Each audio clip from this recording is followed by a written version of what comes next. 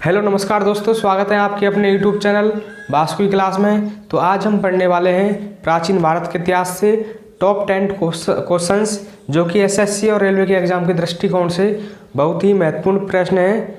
तो देर ना करते हुए लेसन को स्टार्ट करते हैं।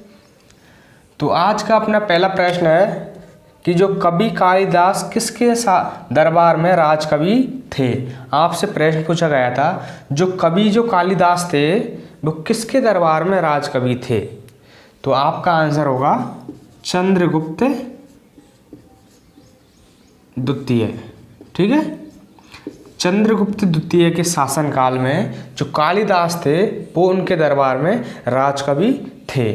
और जो चंद्रगुप्त जो द्वितीय हैं उनको विक्रमादित्य भी कहा जाता है। ठीक है, और आपको एक पॉइंट और याद रखना है इससे, जो कालिदास की एक बुक है जो लगभग हर एक एग्जाम में पूछी जाती है, वो बहुत महत्वपूर्ण बुक है, उसका नाम है मेघदूत।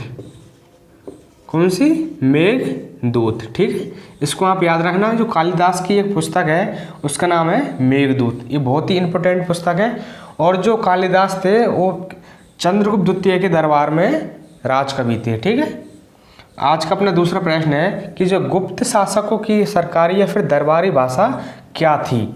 जो गुप्त राजा थे वो अपने दरबार या फिर अपने शासन में किस भाषा का प्रयोग करते थे? वो करते थे संस्कृत का। ठीक है, जो गुप्त शासक थे, जो गुप्त राजा थे, उनकी जो दरबारी भाषा थी वो थी संस्कृत। आज का अपना तीसरा प्रश्न है कि हूणों को भारत पर आक्रमण करने से किसने रोका। ठीक है, जो हूण थे उनको जो भारत पर आक्रमण करने से रोका था वो किसने रोका था? वो थे गुप्त शासक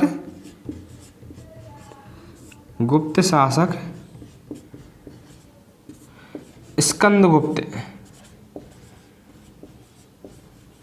ठीक है, गुप्त शासक स्कंदगुप्त ने हूणों को भारत पर आक्रमण करने से रोका था। ठीक है, स्कंदगुप्त ने, जो कि गुप्त शासक थे, उन्होंने हूणों को भारत पर आक्रमण करने से रोका था। ठीक है, आज का अपना चौथा प्रश्न है कि होंगसांग किसके शासनकाल के दौरान भारत आया था। ये आए थे हर्षवर्धन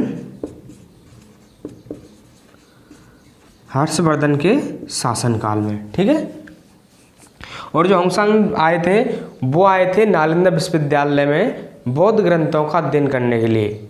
जब ये बौद्ध ग्रंथों का अध्ययन करने के लिए नालंदा विश्वविद्यालय आए थे तो उस समय जो नालंदा विश्वविद्यालय के जो कुलपति थे वो थे शीलभद्र। ठीक है, कौन थे? शीलभद्र। आज का पांचवा प्रश्न है कि शून्य के सिद्धांत का प्रतिपादन किसने किया। जो शून्य के सिद्धांत का जो प्रतिपादन किया था वो किसने किया था? ठीक है, ये किया था आर्यभट्ट ने।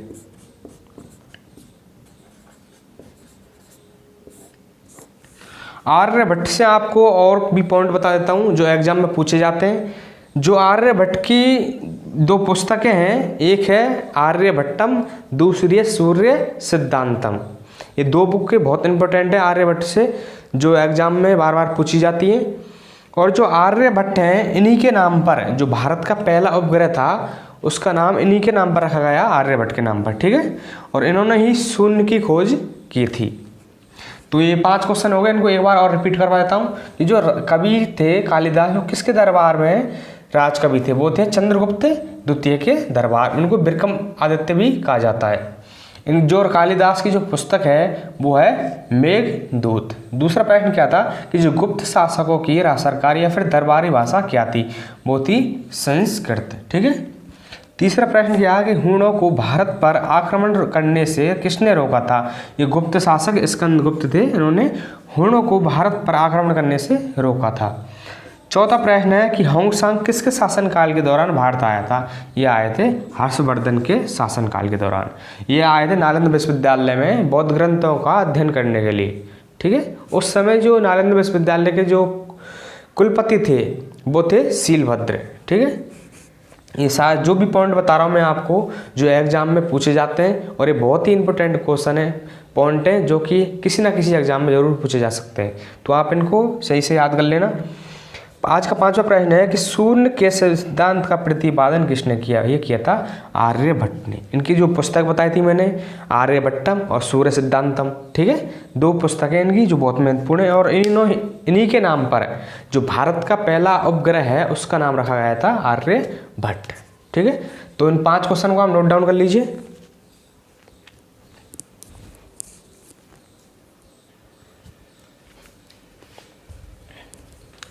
तो आज का 6वां प्रश्न है कि जो गुप्त संवत की स्थापना किसने की थी? ठीक है, जो गुप्त संवत था, ठीक है, उसकी स्थापना किसने की थी?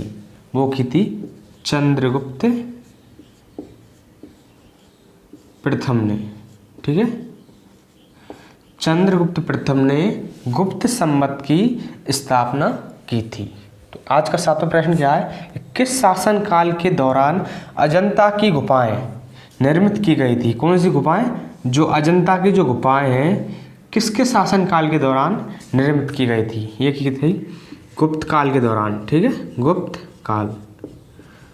जो गुप्त काल के दौरान जो अजंता की गुफाएं हैं वो निर्मित की गई थी। और ये अजंता की गुफाएं महाराष्ट्र के औरंगाबाद जिले में स्थित हैं, ठीक है। जो गुप्त काल के शासन काल मतलब गुप्त काल में निर्मित की गई थी, ठीक है। 8वां प्रश्न क्या है कि जो प्रयाग प्रशस्ति शिलालेख, कौन सा? प्रयाग प्रशस्ति शिलालेख, और किस नाम से जाना जाता है? इसका मतलब यह है कि जो प्रयाग प्रशस्ति शिलालेख है और इस शिलालेख और क्या नाम से जाना जाता है? इसका दूसरा नाम क्या है? वो है इलाहाबाद स्तंभ शिलालेख, ठीक है, शिलालेख। इलाहाबाद स्तंभ शिलालेख को प्रयाग प्रशस्ति शिलालेख के नाम से भी जाना जाता है। मैंने आपको कल बताया था कि जो इलाहाबाद स्तंभ शिलालेख है इस पर किस शासक की उपलब्धियां उत्कीर्ण है? वो है समुद्रगुप्त की, ठीक है। आज का 9वां प्रश्न है कि हर्षवर्धन का समकालीन दक्षिण भारत का शासक कौन था? जो हर्षवर्धन का समकालीन था मतलब जब भारत में हर्षवर्धन का शासनकाल था उस समय जो दक्षिण भारत में किसका शासनकाल चल रहा था? वो चल रहा था पुलकेशन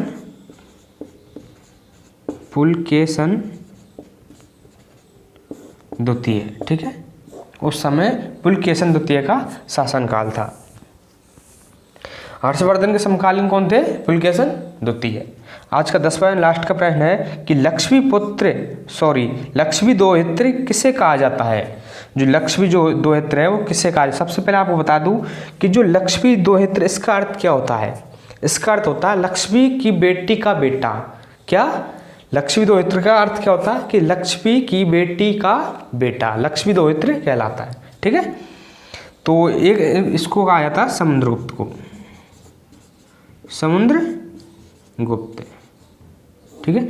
समुद्रगुप्त को लक्ष्मी दोहित्र कहा जाता है, ठीक है। ये आपके 10 को टॉप क्वेश्चंस हो गए। इनको एक बार और रिपीट करवा देता हूँ कि जो गुप्त संवत की स्थापना किसने की थी? वो की थी चंद्रगुप्त मौर्य ने, ठीक है। 7वां प्रश्न है किसके शासनकाल के दौरान अजंता की गुफाएं का निर्माण किया गया था? वो क्या था? गुप्त काल में। और ये जो अजंता की गुफाएं हैं ये बौद्ध धर्म से संबंधित हैं और ये महाराष्ट्र के औरंगाबाद जिले में स्थित है, ठीक है। आपको ये पॉइंट बता दी जो एग्जाम में पूछे जाते हैं। और आज का 8वां प्रश्न है कि प्रयाग प्रशस्ति शिलालेख है वो किस नाम से जाना जाता है? वो है इलाहाबाद स्तंभ शिलालेख के नाम से प्रयाग प्रशस्ति शिलालेख जाना जाता है, ठीक है। आज 9वां प्रश्न है कि हर्षवर्धन का समकालीन दक्षिण भारत का शासक कौन था? जो हर्षवर्धन का जो समकालीन था वो थे पुलकेशन द्वितीय, ठीक है। आज का 10वां एंड का प्रश्न है कि जो लक्ष्मी दोहित्र किसे कहा जाता है? यह है समुद्रगुप्त को, और इसका अर्थ होता है लक्ष्मी की बेटी का बेटा। तो आज की मैंने आपको 10 टॉप क्वेश्चंस करवा दिए और मैं ऐसे ही वीडियो लेकर आता रहता हूं जो कि एग्जाम के दृष्टिकोण से बहुत महत्वपूर्ण होती है। मैं जो प्रीवियस ईयर क्वेश्चंस होते हैं वो करवाता हूं और अभी मेरा जो चल रहा है जो प्राचीन भारत चल रहा है, उसके बाद में मध्यकालीन भारत, आधुनिक भारत, और जो भी जीके के जितने भी प्रीवियस ईयर क्वेश्चन से सारे करवाने वाला हूँ। तो यदि आपको वो सारी वीडियो चाहिए तो प्लीज़ चैनल को सब्सक्राइब कर लेना। मिलता हूँ आपके साथ नेक्स्ट टॉपिक में नए वीडियो के साथ। जय हिंद, जय भारत।